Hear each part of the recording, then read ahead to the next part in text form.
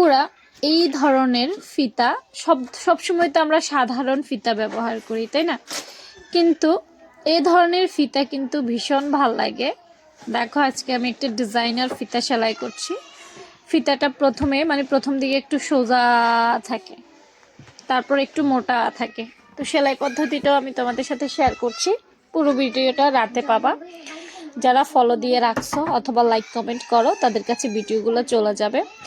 তোমার ছোট্ট বেবিকে যদি এ ধরনের একটা ফিতা দিয়ে জামা বানিয়ে দাও, বিশ্বাস করো ভীষণ ভাল লাগবে। তোমার পুরো জামাটা এই ফিতাটার জন্য ইউনিক হয়ে যাবে। রুমা আপুর এই দেখানো ফিতাটা একবার শুধু ব্যবহার করে দেখো, দেখবে যে দামি দামি ব্র্যান্ডেড ড্রেসগুলোতে এই ধরনের ফিতা ব্যবহার করে থাকে জামাগুলোতে। পুরো ফিতাটা দেখো, আমি দেখাচ্ছি উল্টিয়ে।